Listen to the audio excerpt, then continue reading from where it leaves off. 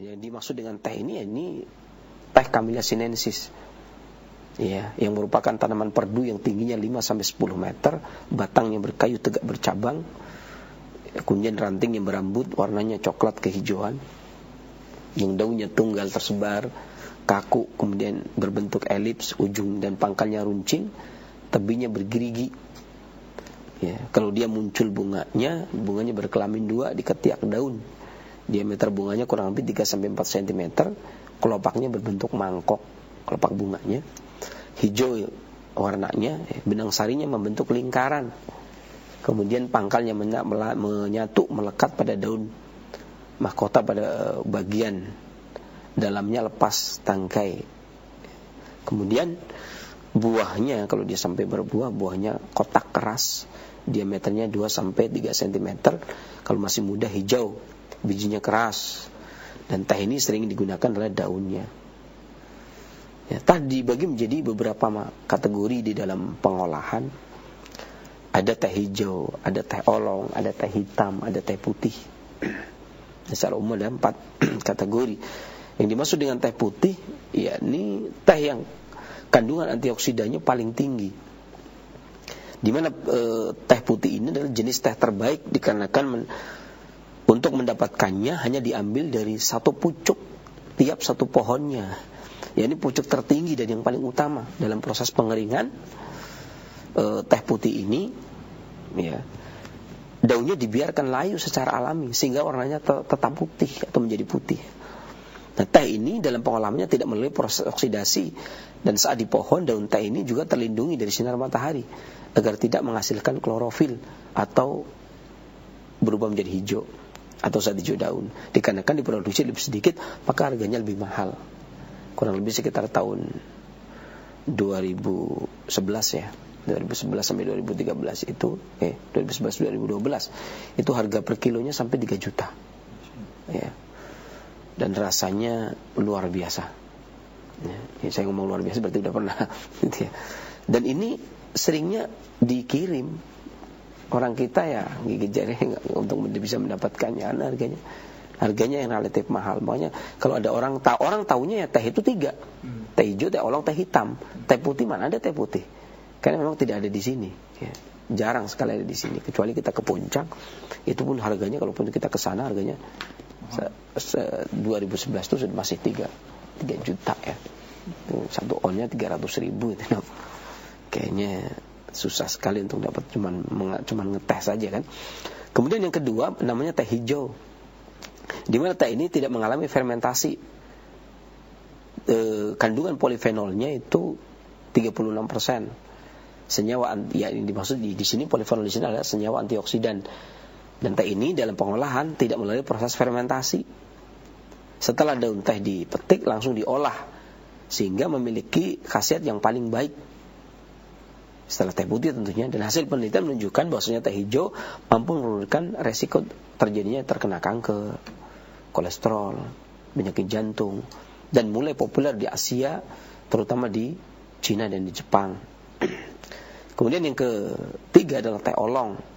Teh yang dilakukan prosesnya semi fermentasi atau fermentasi hanya sebagian, sekitar 30-70%. Di mana teh ini dalam pengolahan melalui setengah proses fermentasi, dan ini merupakan minuman favorit di Tionghoa dan di India. Teh olong ini banyak, kadang-kadang kita dapat kalau beli teh di sana banyak dapat teh olong. Kemudian yang terakhir adalah teh hitam, fermentasi penuh. Teh ini dalam pengolahan melalui proses fermentasi penuh dan sering juga dikenal juga dengan teh merah, dikarenakan biasanya ada kalau diseduh lebih merah dibandingkan dengan teh yang lainnya. Ya. Teh ini merupakan tanaman yang luar biasa, sudah dikenal lama di Indonesia. Merupakan tanaman klasik ya, dimulai dari terbukanya jalur sutra. Jadi orang Tionghoa datang ke negeri kita tentunya ribuan tahun yang silam. Dan oleh masyarakat kaum muslimin juga digunakan 600-an tahun yang silam sudah digunakan di sini. Akan tetapi semenjak orang-orang Belanda datang ke negeri ini, itu pun diteliti. Sekitar tahun 1686-an, orang-orang Belanda, yakni seorang Belanda bernama Dr. Andreas Kleyer membawanya ke juga melakukan penelitian terhadap teh. Dan dia juga membawa teh dari sana. Dulu sebagai tanaman hias. Baru kemudian pada tahun 1728 pemerintah Belanda mulai memperhatikan teh dengan mendatangkan biji-biji teh secara besar-besaran dari Tionghoa ke Pulau Jawa. Sehingga usaha tersebut baru berhasil setelah tahun 1824 ini Belanda yang mempublikasikan, yakni Dr. Van Siebold, ya, seorang ahli bedah, seorang dokter konvensional ahli bedah dari tentara Hindia Belanda, waktu itu masih bernama Hindia Belanda, tahun 1800-an, 1824, itu masih yang jenderal pertama, ya, yang jalan Daendels itu, Jenderal Daendels, ya, 2 kali gubernur Hindia Belanda di Batavia ini. Daerah Daendels juga Belanda, yang ketiganya baru Thomas Stamford Raffles, ya. Thomas Stamford Raffles itu dari Inggris. Ya, kemudian seorang dokter bedah tentara Belanda ini yang pernah melakukan penelitian alam di Jepang mempromosikan usaha pembudidayaan dengan bibit teh dari Jepang. Hanya di sini sudah ada. Kemudian baru dari bibit-bibit dari sana. Biasanya kan ada, ini bibit unggul dari negeri luar dan seterusnya begitu. Ya, ada pelajaran-pelajaran yang diambil dari sana. Bukan berarti di sini tidak ada. Nama yang memiliki nama Camellia folium atau daun teh, ya, nama simplisianya ini, bagian yang digunakan adalah daunnya. Ini sekilas dari sisi sejarah, ya, sejarah teh sampai kemudian masa penjajahan. Adapun para masyarakat klasik sebelum datangnya Belanda, sebelum datangnya Jerman ke Heine, ya, tahun 1600-an, ya, juga sebelum negeri ini dikuasai menjadi Hindia Belanda, ya, dengan gubernur Daendels tadi, ini sudah digunakan di masyarakat ini. Bahwasanya mereka menggunakan bukan berdasarkan efek farmakologi, kandungan kimia dari efek farmakologi atau biofarmasinya, bukan, tapi dari karakteristiknya teh ini. Tentunya dikarenakan masyarakat klasik Timur Tengah dengan istilah sahihnya, kemudian masyarakat klasik negeri tirai bambu, yakni Tionghoa, seperti yang saya katakan tadi, pada masa dinasti Ming tahun 1400-an datang Laksamana Cheng-ho, ya. Juga ada budaya teh di sana. Itu dikenal dari karakteristiknya, di mana teh ini daunnya memiliki sifat sejuk, membersihkan panas, memadamkan panas yang berlebih, serta menawarkan racun. Ya, dinginnya teh ini mampu menawarkan racun. Makanya sering kita ingat bahwasanya di Jepang sendiri, ketika seseorang terpatok ular, ya, ular laut, ya, kemudian cara yang paling efektif dilakukan pertama kali, pertolongan pertama sebelum terjadi ada obatan dan sebagainya, maka yang dilakukan adalah dengan cara menumpahkan teh. Ya, kan biasanya di pantai ada kedai rebusan teh sebagainya, maka teh ini digunakan untuk menyiram bekas gigitan ular ini, untuk menawarkan air tehnya tadi digunakan agar bisa ular ini tawar, baru kemudian dibawa ke poliklinik terdekat, gitu, ya. Ini mampu menawarkan racun. Teh ini artinya dia memiliki sifat dingin yang bisa mengatasi peradangan, mengatasi infeksi, bahkan mengatasi panas beracun, sehingga mencegah terjadinya darah ini tabayuk, dan darah ini haja, bergejolak, ya. Dan teh ini melenyapkan panas. Kemudian juga menawarkan racun. Yang dimaksud racun di sini adalah racun panas, ya.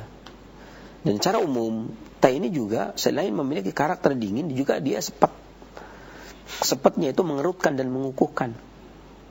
Di mana sepet mengerutkan dan mengukuhkan ini bermanfaat untuk astringan, jadi mencegah agar tidak timbul seseorang ini keringat berlebih. Ya, mencegah timbulnya keringat berlebih dikarenakan kelemahan jantung, dikarenakan tingginya dahak atau reak atau lemak, sehingga keringat bercucuran berlebih. Maka dia mengerutkan, menghentikan, mencegah terjadinya keringat berlebih. Di samping itu dia juga digunakan untuk menahan agar tidak cepat keluar sperma. Yang nanti di penelitian konvensional, hal ini dikarenakan kandungan vitamin C teh yang tinggi. Kalau dalam penelitian belakangan ini, sekitar tahun berapa? 1975-an.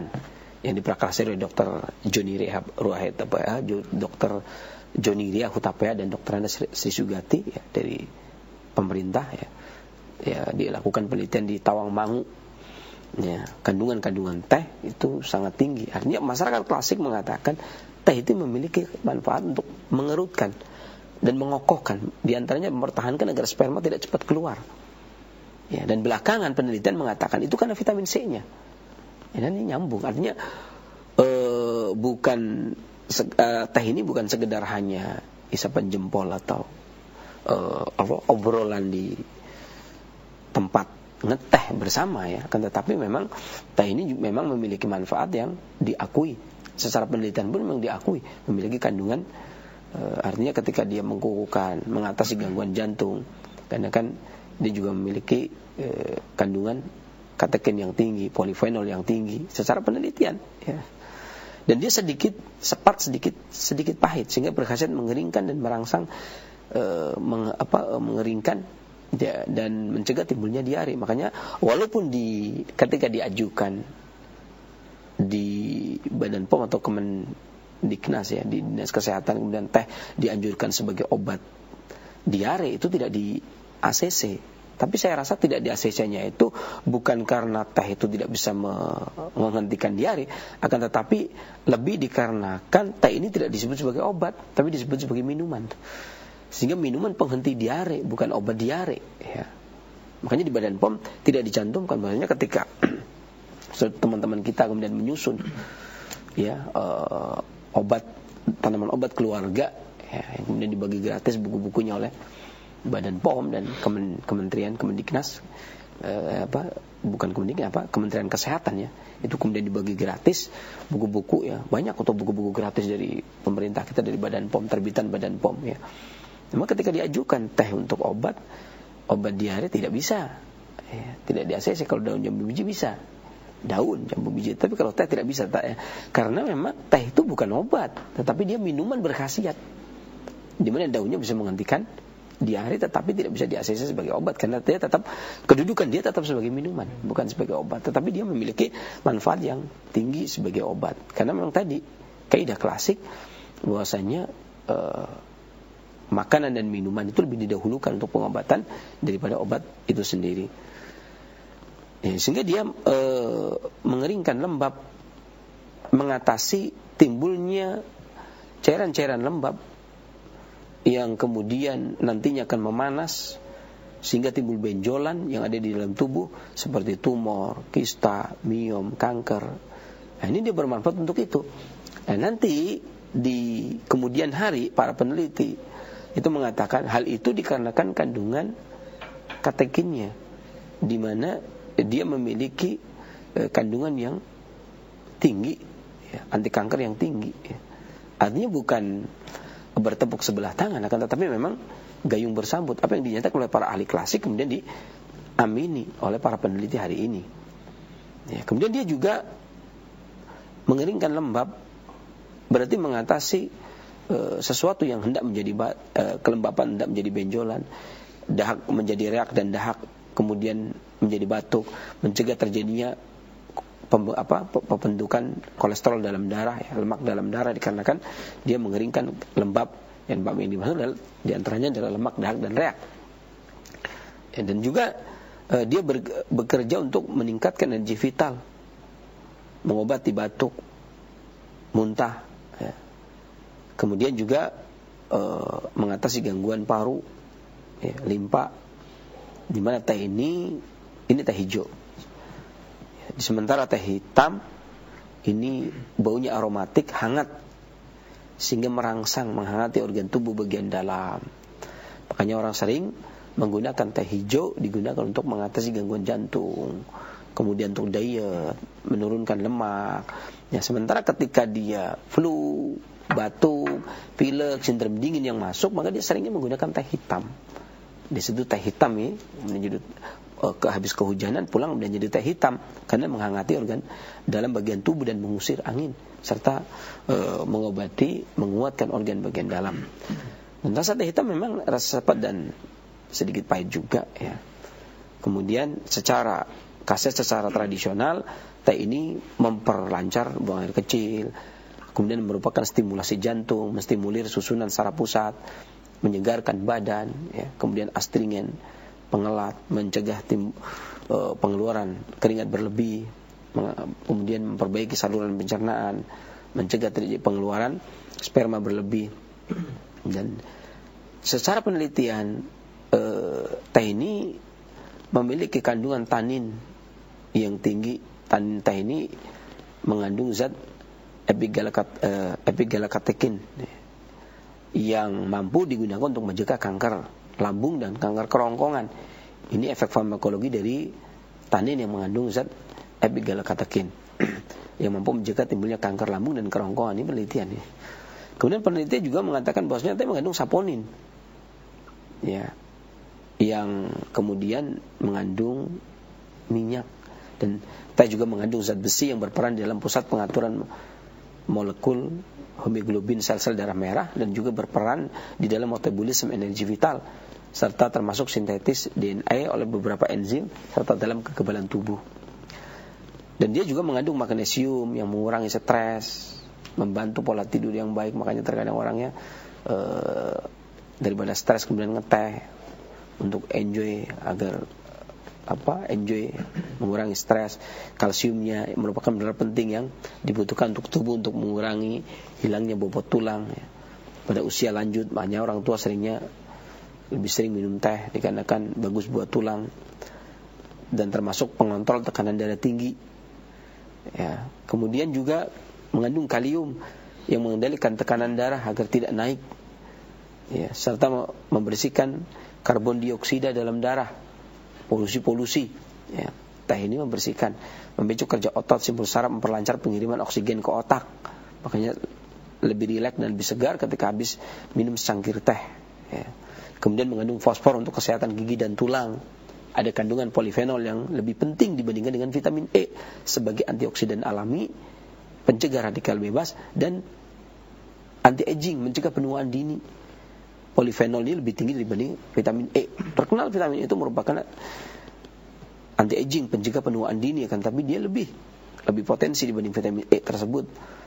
Ya, di samping dia polifenol pada teh berupa katekin dan flavonol, ya. Senyawa ini berfungsi sebagai antioksidan untuk menangkap radikal bebas dalam tubuh, juga mencegah perkembangan sel kanker dalam tubuh. Kemudian juga mengatasi tubuh, membebaskan tubuh dari radikal bebas, baik dari udara yang tercemar polusi atau makanan yang memicu timbulnya kanker, atau udara yang timbulnya kanker, yang memicu timbulnya kanker. Maka teh ini bisa digunakan dikarenakan kandungan polifenol yang tinggi. Kemudian proteinnya berfungsi sebagai bahan dasar pembentukan sel dan jaringan tubuh. Dan dia juga memiliki serat yang tinggi dan memiliki pektin yang kasar menyerupai gel, ya, baik untuk kolesterol. Nah, vitamin C-nya seperti yang saya katakan tadi pada teh itu lebih tinggi, bahkan melebihi tomat dan jeruk. Kandungan vitamin C yang ada pada teh ini lebih tinggi daripada tomat dan jeruk, sehingga baik untuk mencegah flu, menurunkan stres, mencegah pengeluaran sperma secara berlebih, ya, mencegah timbulnya pengeluaran sperma, ya. Vitamin A-nya berperan dalam berbagai fungsi tubuh. Ada vitamin B-nya atau tiaminnya berperan dalam metabolisme pencernaan. Kemudian vitamin B2-nya bermanfaat pada sistem pencernaan, ya. Kemudian juga vitamin B12-nya mempercepat pernafasan, perangsang, kuat pada susunan saraf pusat dan memicu aktivitas jantung, ya. Kemudian kandungan teinanya, ini sejenis alkaloid seperti kafein, ini menyegarkan tubuh dan pikiran, fresh, melancarkan peredaran darah, memacu kinerja jantung sehingga mencegah penyakit jantung dan mencegah stroke, serta memperbaiki sistem pencernaan. Kemudian fluor dan flavonoidnya berguna untuk menguatkan gigi. Kemudian teofilinya memiliki efek diuretik, menstimulir kerja jantung dan melebarkan pembuluh darah koroner. Sementara teobrominnya mempengaruhi otot, ya. Dan banyak peneliti-peneliti yang nanti mungkin di akhir acara kita akan bacakan bagaimana penelitian para ahli yang mendukung pengalaman turun-temurun para pendahulu-pendahulu kita, di mana secara umum disepakati, diakui Ya, teh ini bermanfaat untuk mengatasi asam urat, darah tinggi, batuk, bau badan, bau keringat, diare, ya, kemudian digigit serangga, kemudian digigit ular, diabetes, flu, infeksi saluran pencernaan, bahkan untuk keperkasaan, kolesterol, lesu, masuk angin, perkasaan pria maksudnya.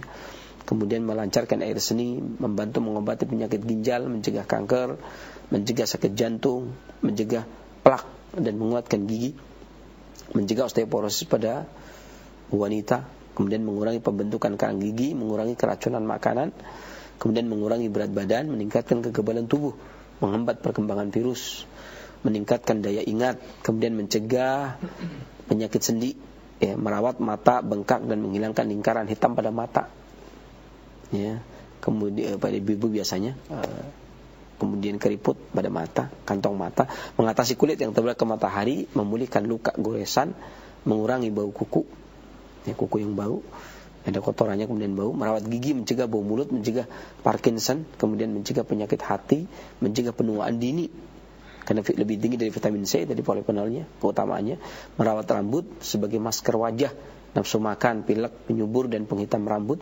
pelembab bibir, pelangsing, pelancar darah, mengatasi rematik, diabetes, darah tinggi. Sebagai catatan pula bahwasanya kehebatan teh pun tetap ada ketidakbaikan kalau dia terlalu banyak. Ada orang keracunan kafein kronis dikarenakan teh memiliki kafein. Bila minum 5 cangkir teh setiap hari setara dengan 600 mg kafein. Dan lama-kelamaan akan memperlihatkan tanda dan gejala seperti gangguan pencernaan makanan, rasa lemah. Saya katakan 5 cangkir. Ya, kalau tadi orang dari saudara kita dari Pekalongan mengatakan terlalu banyak, maka saya katakan betul. Ini namanya keracunan kafein. Ya, 600 mg kafein lama-kelamaan akan memperlihatkan tanda gejala seperti gangguan pencernaan makanan yang tadinya memperbagus tapi malah memperlemah, rasa lemah, gelisah, tremor, kejang, susah tidur, tidak nafsu makan, sakit kepala, pusing, bingung, bahkan bisa berdebar, sak nafas, dan kadang susah buang air besar. Ya, tidak perlu saya sampaikan penyebabnya kan waktunya sudah sempit. Kemudian flavonoid dapat menghambat penyerapan zat besi dari unsur tumbuhan seperti sayur dan buah. Namun zat besi dari daging tidak terpengaruh penyerapannya. Artinya dia bisa mencerna sayur tapi tidak bisa mencerna daging teh ini. Kemudian penelitian dari negeri kita, Edwin Dirgantara tahun 94 di FMIPA UI, ya, Fakultas MIPA UI melakukan penelitian pemberian seduhan daun teh hijau dengan dosis 10 kali dosis manusia pada tikus putih jantan, kemudian juga diberi kuning telur, memperlihatkan efek penurunan kadar kolesterol total dan kolesterol LDL, trigliserid dan berat badan yang bermakna dibanding dengan contoh perlakuan yang lain, dan namun tidak menunjukkan perbedaan yang bermakna pada HDL-nya. Kolesterol jahatnya turun, tapi kolesterol baiknya tidak naik, tidak turun. Kemudian Aji Sutarmaji, jurusan farmasi FMIPA UI juga, tahun 94, memberikan sari seduhan daun teh hijau pada dosis 2 kali dosis manusia untuk menurunkan kadar kolesterol dan berhasil. Juga Endah Listiarti, jurusan biologi FMIPA UNAIR, pada tahun 98 juga melakukan penelitian pemberian infus daun teh 2,5 sampai 1 ml dan 5% sampai 1 ml pada usus halus, ternyata ada perbedaan yang bermakna. Penelitian dilakukan di Uni Soviet Institut Psikologi, di Kiev Institut Biokimia, Akademi Ilmiah di Moskow. Ternyata teh hijau mendorong kesembuhan karena radiasi. Teh hijau bagus untuk radiasi ini diuji pada binatang dan manusia, menunjukkan efek penyembuhan penyakit hepatitis dan disentri.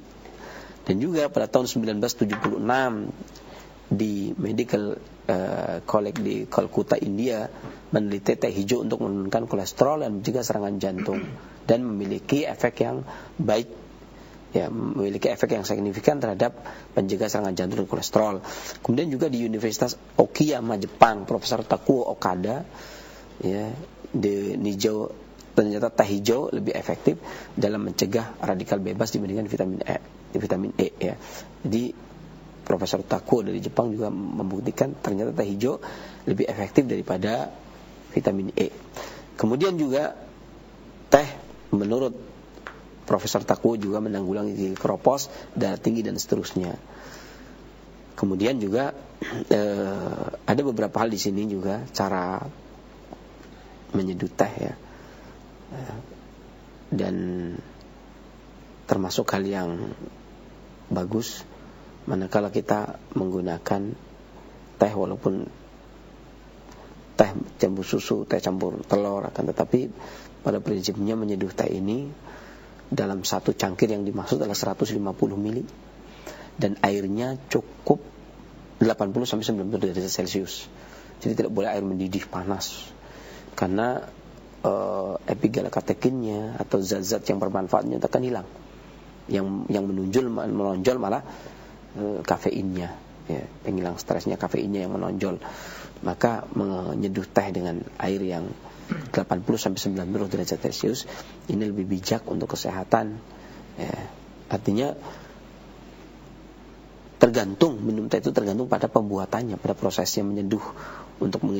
Maka untuk menghindari kesalahan menyeduh, ya itu tadi, kita lebih condong kepada air 80-90 derajat Celcius. Ya, kemudian juga ada cara seduh. Ada teh kemasan, itu ada teh celup gitu ya. Kemudian ada teh seduh, ada teh press, ada teh stick. Ya, di mana teh celup ini yang kebanyakan yang dipermasalahkan adalah karena kertasnya, gitu ya. Kan, tapi kemudian kalau memang ternyata dari Badan POM, kemudian dari Majelis Ulama Indonesia mengatakan tidak ada masalah pada kertasnya, maka kalaupun dia ada sedikit masalah, maka teh hijaunya sudah mencukupi untuk menanggulanginya, ya. Dan tidak gali lubang tutup lubang, ya, karena kekuatan teh hijau itu sendiri ada vitamin C-nya yang bisa menetralkan kertas celupnya kalau misalnya ada masalah pada kertas celupnya, ya, atau ada vitamin E-nya juga yang bisa menetralkan. Sementara masih ada epigallikatekin, masih ada polifenol dan sebagainya, ya. Maka saya rasa tidak ada masalah, walaupun yang lebih bagus tentunya tidak pakai celup, tapi orang hari ini kan lebih praktisnya ke arah situ. Tapi tidak ada masalah, ya. Tetapi itu tadi,